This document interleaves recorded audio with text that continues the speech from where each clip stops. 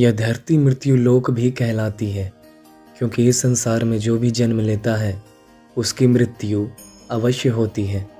हम अक्सर कहानियों में भी सुनते हैं कि ब्रह्मा जी किसी भी प्रकार का वरदान दे देते हैं, किंतु अमरता का नहीं, क्योंकि अमरता पृथ्वी में संभव नहीं।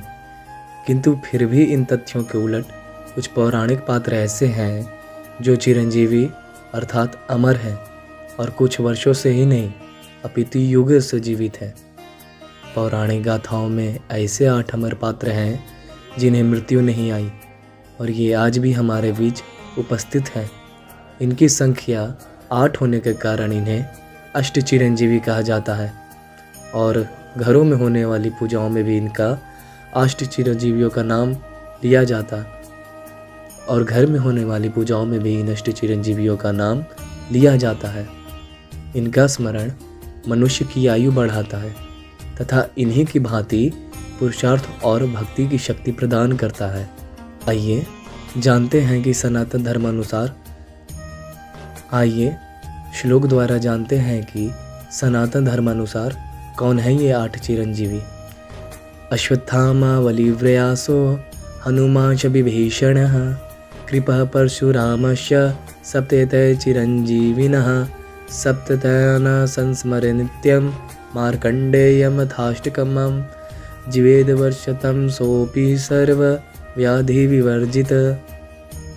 इस श्लोक का अर्थ यह है कि अश्वत्थामा, दैत्यराज बलि, वेदव्यास, हनुमान, विभीषण, कृपाचार्य, परशुराम और मार्कंडेय ऋषि, इन 8 लोगों का स्मरण प्रातः काल करने से सारी बीमारियों की समाप्ति होती है और मनुष्य 100 वर्षों की आयु को प्राप्त करता है।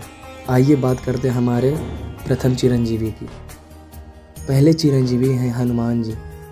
राम भक्त हनुमान का नाम अष्ट चिरंजीवियों में सबसे पहले आता है।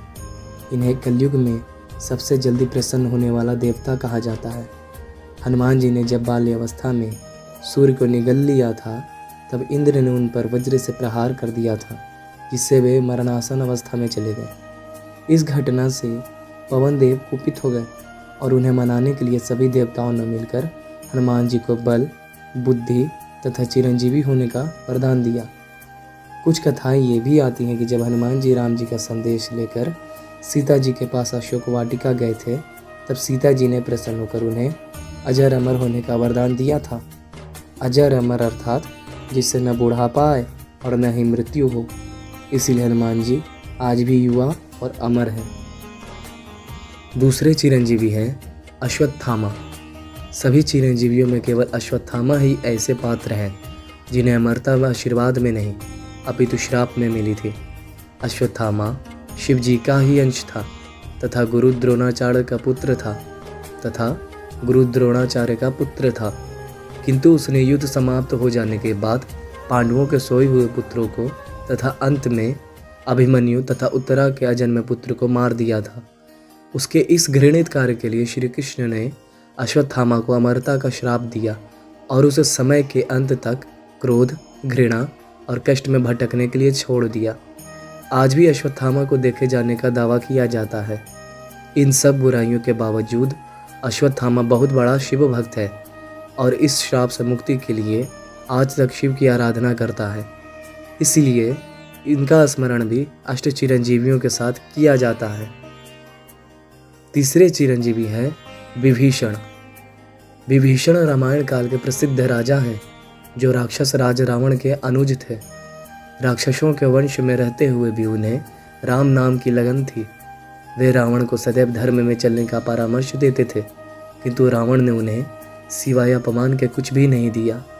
युद्ध के समय विभीषण श्री राम के पक्ष में आ गए और उन्होंने लंका तथा रावण से जुड़ी कई गुप्त बातें श्री राम को बताई, जिससे उन्हें लंका जीतने में सहायता प्राप्त हुई। इन्हें भी चिरंजीवता का आशीर्वाद प्राप्त है, क्योंकि इन्होंने सही और सत्य का मार्ग चुना था। चौथे चिरंजीवी हैं भगवान परशुराम। भगवान विष्णु के 6ठे अवतार परशुराम जी का जन्म अक्षय तृतीया के दिन हुआ था।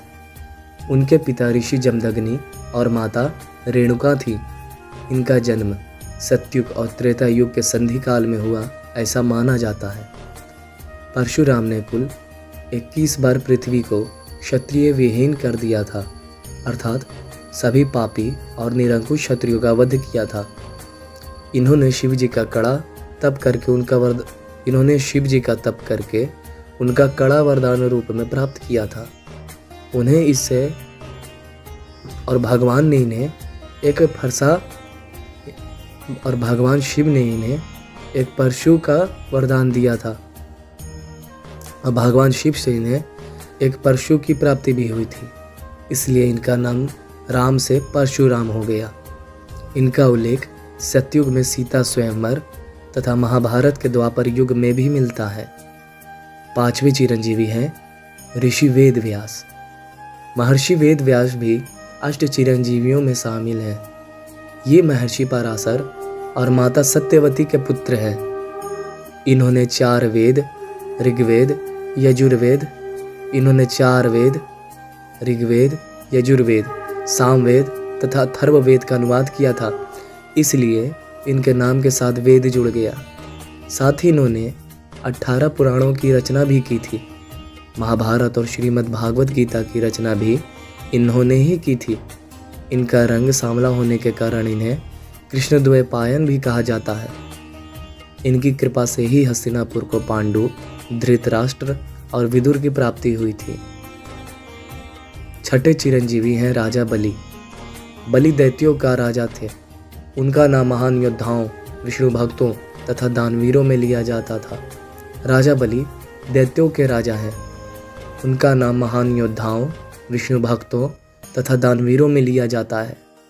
राजा बलि ने अपनी शक्ति से तीनों लोकों स्वर्ग, पाताल तथा धरती पर अपना अधिकार कर लिया था। उन्हें परास्त करना किसी भी देव के वश में नहीं था। इसलिए विष्णु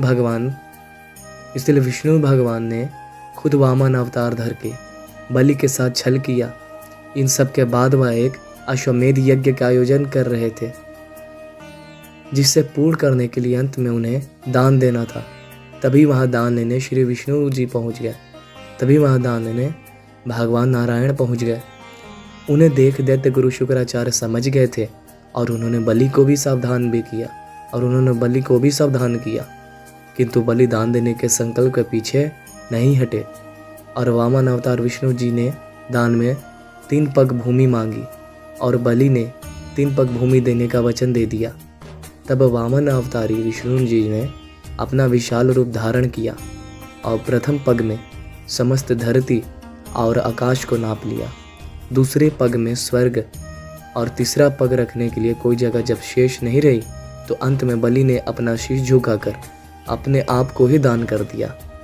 तब उसकी दानवीरता से प्रसन्न होकर विष्णु जी ने उसे चिरकाल तक पाताल लोक का राजा बनने का वरदान दे दिया। 7वें चिरंजीवी हैं गुरु कृपाचार्य। कृपाचार्य महर्षि गौतम के पौत्र तथा महर्षि शरद्वान के पुत्र थे। शरद्वान जब पैदा हुए तब बाणों के साथ ही पैदा हुए थे और वे बहुत निपुण धनुर्धर हुए। उन्हीं की भांति उनका पुत्र कृप भी तेजस्वी धनुर्धर बना। शरद्वान के वीर से 2 संतानें उत्पन्न हुई, एक पुत्र और एक पुत्री। महाराज शांतनु ने दोनों ही शिशुओं को जंगल में रोते हुए देखा तो अपने साथ हस्तिनापुर लेकर चले गए। इनका नाम कृप तथा कृपी रखा गया। कृपी का विवाह द्रोणाचार्य के साथ हुआ और अपने ज्ञान के कारण कृप हस्तिनापुर के कुलगुरु बन गए। इन्होंने महाभारत युद्ध में कौरवों के पक्ष से युद्ध किया था और युद्ध समाप्ति के बाद पांडवों के साथ आ गए थे। इन्होंने ही परीक्षित को अस्त्र और शस्त्र की विद्या का ज्ञान दिया था। और हमारे 8वें और सबसे अंतिम चिरंजीवी हैं ऋषि मार्कंडे। ऋषि मार्कंडे का जन्म अल्पायु के भाग्य के साथ हुआ था। ये शिवजी के परम भक्त थे तथा सदैव इनकी भक्ति में लीन रहा करते थे। जब इनकी आयु हो गई तब यमदूत इन्हें लेने आए, किंतु उस समय ये शिव की आराधना कर रहे थे, इसलिए शिव जी के प्रभाव से यमदूत उन्हें ले जाने में सफल नहीं हो पाए। तब यमराज स्वयं उन्हें ले जाने आए। यमराज को सामने देख मार्कंडे भयभीत हो गए और शिवलिंग से लिपट गए। यमराज ने उनके गले में यम फांस डाला।